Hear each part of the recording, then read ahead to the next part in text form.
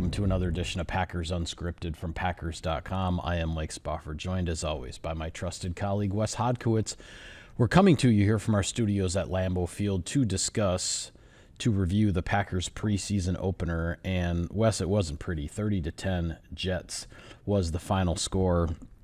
And I don't think we need to go over all of the drop passes and the penalties and the turnovers and the missed tackles. We don't need to go over all of them chapter and verse, but I think it's safe to say that there's a bit of a reset, you might say, happening here in training camp with a big week now on the horizon for Green Bay with the joint practice with the Colts on Thursday in Indianapolis, followed by the second preseason game.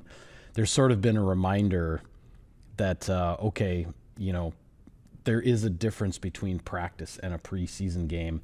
The Packers kind of found that out the hard way on Saturday night, and I think the expectation is that things will be much, much better this week. Yes, and here's a couple things on this. One, the downside of this, the negative side of this is, the Packers, had a rough outing on Saturday, as you mentioned, whether it was just the slow start at the beginning, the penalties, and obviously some of the drop passes. Defensively, we're not able to stop that first wave of the Jets' first-team offense, and Justin Fields doing it with both his feet and his arm. That's all is what it is. The good part of this and the reminder of it is it does show you what the game is like again when you're facing an opponent that just wants to punch you in the mouth, as opposed to when you are practicing against yourself for 2.5 weeks where, Keyshawn Nixon and Nate Hobbs might get a little frisky out there, but ultimately everybody's trying to protect everybody. This is a different game when you go out there and it is back to being, just a slobber knocker, for a lack of a better term. Okay, so that's in the back pocket now. This is a big challenge this week. Because historically speaking, if you look at the joint practices we've watched, both in Green Bay and the ones on the road, they always favor the home team. Yeah. It's not a surprise that Green Bay went to Denver last year and struggled, but then took it to the Baltimore Ravens once they came to Green Bay, right, which would end up being one of the best teams in the NFL last season. So Packers have to overcome that. They have to put their best foot forward.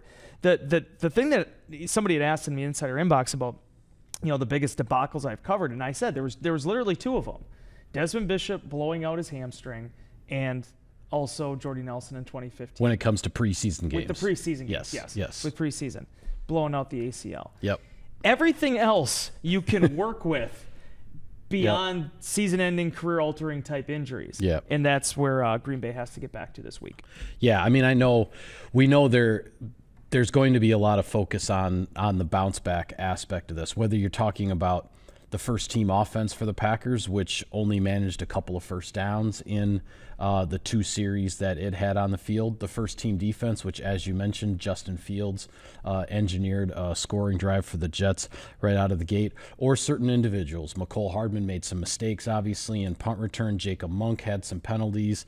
They weren't the only guys. Those are two that stand out because their names were called a bunch during the course of the game. All that being said,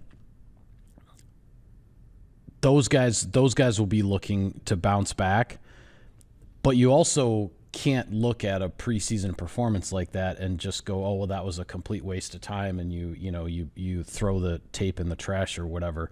For one, there are a lot of young guys who are going to learn something from that, but there are also some guys that put some pretty good things on tape and did some nice things out there, and I think that starts with, when you're talking the first team offense for the Packers, Matthew Golden got to line up across from Sauce Gardner. Yeah, got the better of him. Yeah, and gets a third down conversion, and on another one ends up drawing a DPI to get another first down in a third down situation. So those, even though it was very brief and it was all just in the first quarter, those are the kinds of experiences for a young player like Matthew Golden, who is expected to be obviously a big part of this Packers offense as a first-round pick at wide receiver.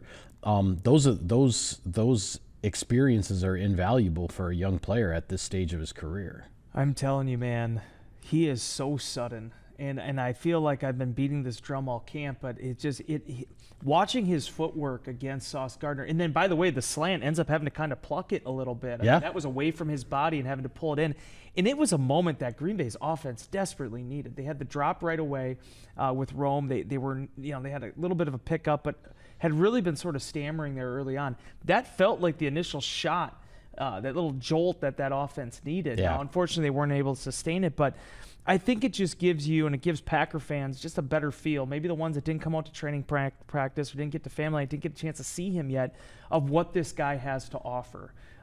The comparison I've been drawing, and again, I know people hate comparisons, and I'm not the biggest fan of them either, but he just reminds me of that Aaron Jones type playmaker where you cannot find him, and by the time you do, he's past you already. And it's not just because he's a smaller type receiver, it's because he's just so explosive. His first 2 feet, when they get in the ground, he is picking up speed immediately. So it's not about how fast his car can go, it's about how quickly he can get there. Yeah. And I feel like that's where Matthew Golden is really going to shine. Now, Green Bay, for as much as we talk about these receivers, they have to get healthy. Like, it's wild, the fact that we were watching practice. There was a close practice on Monday, and the top 3 guys were Rome, Matthew Golden, and Savion Williams. Yeah. Because of Dontavian Wicks is dealing with, this calf injury, and you've had, Christian Watson working his way back, and unfortunately now Jaden Reed with this foot injury. Kind of the top guys right now for Green Bay are out. So when you talk about building depth and when you talk about young guys having to perform right away, I thought this was at least a good indicator that a guy like Golden especially can really handle that moment. Yeah, and it's an opportunity that he stepped into seamlessly, which I think, and the fact that we kind of all expected that says something about him and what we've seen of him so far, that it was certainly not a surprise. Injury update is definitely worth doing here because Jaden Reed, the last couple of days that we have seen him, he is in a walking boot. He's dealing with a foot injury. There's been no timeline given exactly on when he might be able to return to practice. The hope is that he will be ready for the regular season opener against the Lions next month. And in a similar fashion, Xavier McKinney, the Packers all-pro safety, he is currently out with a calf injury, and this happened. He was sidelined last week. He did not play, neither did Reed, in the preseason game against the Jets. McKinney told reporters he doesn't really expect to practice much, if at all, the rest of training camp, and he has his eye on week 1 with the Lions as well. Presumably in him talking that way, at least the way what I gathered from McKinney is that when the team gets into the practice sequence of preparation for the Lions is when he is planning to be hoping to and planning to be back on the field during once the roster gets cut down and all the focus then turns to week 1. So a couple of significant injuries there, or I should say injuries to significant players. That the Packers are dealing with. But back to Saturday night on the offensive side, I also thought Jordan Morgan, now this was the first time, we had talked about it last week, this was the first time we were going to see him at left tackle in NFL game action because he only played guard during his rookie year before the shoulder injury shut him down. I thought Jordan Morgan acquitted himself well playing left tackle for the first time. I think it's a performance that hopefully he can build upon as this competition with Rasheed Walker at left tackle ramps up. Rasheed Walker was back in practice just for individual drills on Monday, coming back from the groin injury. So we'll see how long it takes Walker to get back into the 11-on-11, where we might see a rotation then with Morgan and Walker at left tackle. But I thought the 2024 first-round pick, held up just fine. Yeah, I felt like this was a good thing for the offensive line to go through, too, because it's allowed 2 things to happen. One, Jordan's just finally getting a chance to rep left tackle again instead of being in a rotation, which is what he mostly had been in last year. This is actually an opportunity to kind of get his feet wet and just to feel that stability and confidence kind of return after that was obviously a position he played for so many years at Arizona. At the same time, Sean Ryan has been able to kind of settle in at the right guard spot while also spelling the center position with Elton Jenkins. And I'll tell you what, for Sean, it didn't go great with the second team offense. Obviously, there was that strip sack in the end zone of Malik Willis, ends up turning into a touchdown. But that's a valuable experience for a guy that has never played that position before, other than just a handful of preseason games and some practices. Yeah.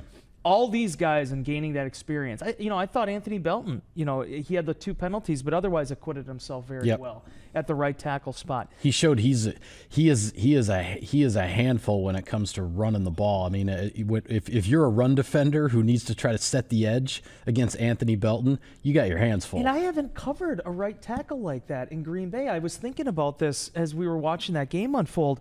If you go back to it, I mean, Brian Bulaga, compared to me, is a massive human being.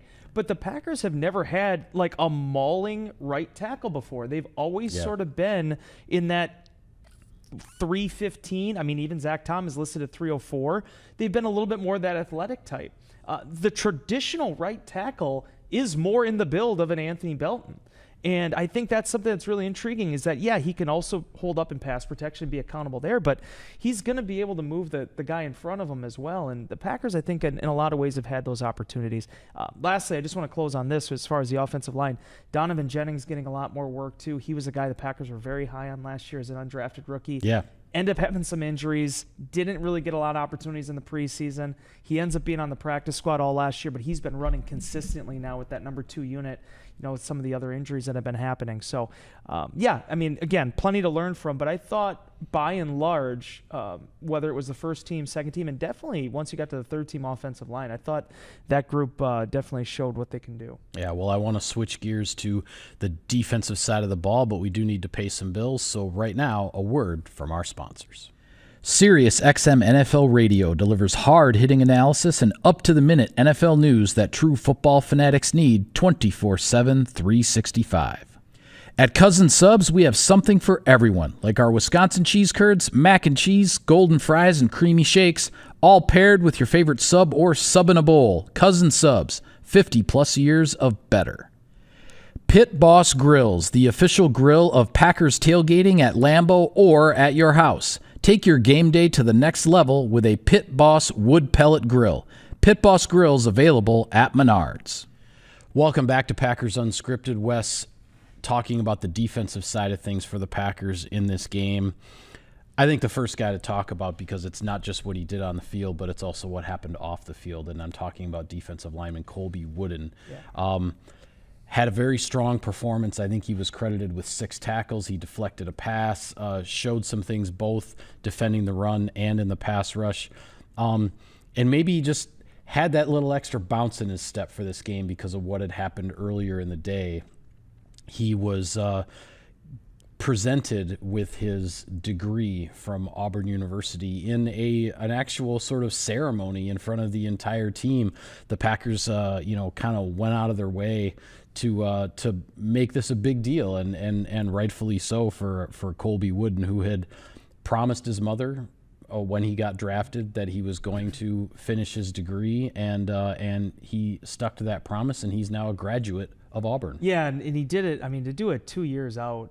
Now, obviously, he was at Auburn for 4 years. He was really close to begin with. He only needed 3 more classes. Yeah. He kept couching it when we were talking about it. He's like, well, it was the off season. There's not a lot of else stuff going on, so it's like it made sense.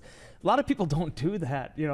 I go on vacation a couple weeks a year. I'm not trying to get my master's. You know what I mean? Like, it still says something about the guy that he wanted to fulfill that commitment and be someone that graduated from his family. I remember other guys that we've come across over the years. Randall Cobb did that. He finished his degree in the offseason. I believe Casey Hayward did that as well from Vanderbilt. So not the first time it's happened, but in my time here, it's the first time that I recall there actually sort of being a ceremony inside the team meeting room where the guy was presented with his college degree. Yeah, so Kobe said he'd talked to Matt LaFleur about it. They knew the date was coming up. It was on, summer commencement was actually on Saturday. So he actually did think about going to walk, but then ultimately he's like, I wanted to be out there with my brothers. I wanted to go to war with them out there. So Matt LaFleur and the coaching staff and Pat Moore, one of the Packers, the assistant director of scouting, college scouting, who's an Auburn grad, lives in Auburn, they decided to put on, and I said pseudo graduation ceremony. Matt LaFleur corrected me. It was a full-on graduation ceremony in the team meeting room, and it was such a neat moment because not only that, but they brought his mom, Nicole. They had her fly up. to spend that moment with him and to surprise him. He said it did kind of get tipped off because she wasn't returning his calls, and that's very unlike her. So, but that being said, I mean, just to be able to have that moment, and I was talking with Kenny Clark about it in the locker room on Monday. I mean, it was a really emotional thing for those guys to be able to witness that. Kobe's a very popular guy in that locker room, a very extroverted, expressive type individual. He's been that way since he got here. So to see him get that recognition, I think, was very meaningful. And then also on the other side of it, he played really well. He talked about, this is a pivotal year for him this year. There's a big opportunity with TJ Slayton moving on to Cincinnati for him to be ingrained in more of a consistent, permanent role. I mean, he was a scratch early last season. Now he put on more weight. He's now up about 30 pounds from when he got here 2.5 years ago. And he wants to show everybody that's involved with the Packers organization that he can be one of those entrenched guys up front that they can rely on. And as we talked about throughout the offseason, the biggest challenge for the Packers up front defensively is, can they get a more consistent, reliable, threatening pass rush without sacrificing what was a pretty solid run defense last year? And Colby Wooden potentially is going to be a part of that solution. I thought, and this is the kind of thing, and I say this for a guy like Colby Wooden, a guy like Christian Welch, and a guy like Kingsley Enagbari, all of whom I thought with the second team defense played pretty well and really showed some things out there. And I think with veteran players like that, with guys who have been around, they're not full-fledged starters in the NFL yet, but they've got their share of NFL experience. They played in their share of regular season games, that when they get out there in a preseason game against a second unit, they should be able to show something. They should be able to control the action to a certain extent, and I thought they did that. When you throw in the fact that younger guys who haven't played a whole lot of NFL snaps yet, like a Tyron Hopper, like a Barryn Sorrell, when you see those guys in a first preseason game of this particular summer show up the way they did, those are the kinds of things that are also very, very promising. I thought those were two other guys, Hopper and Sorrell, in that defensive front. Sorrell on the edge, obviously, and Hopper off-ball linebacker. I thought those guys showed some things in this game as well. I really like Tyron Hopper. I know you know that because I've been talking a lot about him, but just watching the way he plays, there's a lot of years, Mike, where Tyron Hopper would have been the guy that probably goes in there alongside, A.J. Hawk. Right off the bat. You mentioned Desmond Bishop earlier in this show. I mean, if there is a guy that I've seen before that Tyron Hopper reminds me of, Desmond Bishop is the guy that comes to mind. Well, and like you said, I mean, he defines and kind of epitomizes that idea of a thumper, and he's definitely a guy that tackles. He doesn't chase. I mean, he goes to the action, and he is motivated to do that. And it just seems like every single time I watch him, I'll watch him for 10 minutes, and then I look at the stat sheet, and he has 8 tackles. Like, he is just wherever they need him to be. So I don't know how this is going to shuffle up, but when we talk about how deep this inside linebacker room is, number 59 is a big part of that. And I think at some point, sooner than later, you're going to see him kind of trickling into that more consistent rotation up there, because for as many eyeballs are on Edger and Cooper, and as they should be, I look at Tyron Hopper as sort of that change of pace guy, kind of like what they did at the tight end position, where you drafted Luke Musgrave and Tucker Kraft, both second-day draft picks, but kind of the antithesis of each other as tight ends. That's kind of the way that Cooper and Hopper are, where not that Cooper doesn't have what Hopper has, or Hopper doesn't have the athleticism that Cooper has, but they just are so good at doing what they do well. So these next 2 preseason games for him, I think, are going to be huge, because it's not just the fact that he's going and getting tackles. They're letting him call the defense. You see him communicating that. We're in the headset there. And it seems like long-term wise, that's where Green Bay's developing him. That's where they want him to go. Yeah, absolutely. The rookie fourth round pick on the defensive side, Barryn Sorrell, I thought he showed something in the pass rush. He was a bit of a problem. And wasn't able to get any sacks, did get a couple of quarterback hits. To the credit of the Jets quarterbacks, Brady Cook and Martinez. I'm trying to remember the first name. Adrian Martinez. To their credit, they stood in there and delivered some passes while they took some hits. But I thought it was a really good first showing for Barryn Sorrell, where we're still waiting. Unfortunately, still waiting for Colin Oliver, the other edge rusher who was part of this draft class. We're still waiting for him to get healthy to get back on the practice field. But Sorrell showed that he might have a spot in this rotation to try to get some pressure on the quarterback. As well documented, you and I split the one-on-ones during the padded work. So I'm always with the offensive and defensive line. You're over with the DBs and receivers. But the one thing that has stood out to me about Sorrell, and maybe you've gotten a feel for this with some of them, it is really hard for offensive linemen to keep their hands on him. Yeah. He is slippery. Yeah, he's athletic, and yeah, he's powerful, but he's not the biggest edge rusher you've ever seen before. He's not a Julius Peppers type, but he seems to have that type of wiry frame that he's very elusive, it almost feels like. And I mean, I'm sure that's a credit to his get off and his footwork, and obviously what he does with his hands when he battles there coming out of the corner. But I really have liked everything I've seen with Barryn Sorrell so far. Watching him, I kind of start to get a feel for why he was the type of player he was at Texas. He's just consistent. This rotation, man, I mean, it didn't show up so much in the game, especially with the limited reps the first team got, but I mean, Lucas Van Ness has been wreaking a lot of havoc on the practice field. Yeah. Obviously, we've seen what Brenton Cox Jr. can do, and you were just talking about Kingsley and Igbari. The rotation there, the more we're watching them throughout this camp, and even some of the stuff we saw in the offseason program, you start to get a better feel for why the Green Bay Packers didn't feel like they had to go out and get a veteran edge rusher to pair with all these guys.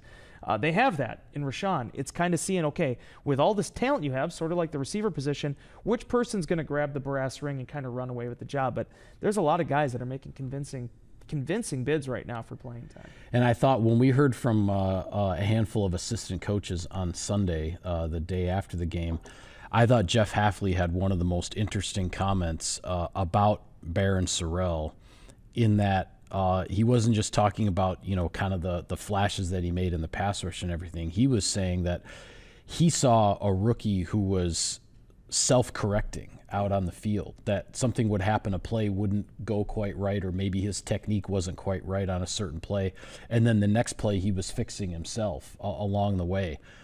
I don't know if I've ever heard a coach say that about a rookie, right, in his first preseason action as an NFL player. So that's the kind of that was the kind of thing that caught my ear with Sorrell, and it tells you that even though the Packers have, they have Rashawn Gary and Lucas Van Ness and Brenton Cox and JJ Enagbari, they have those guys.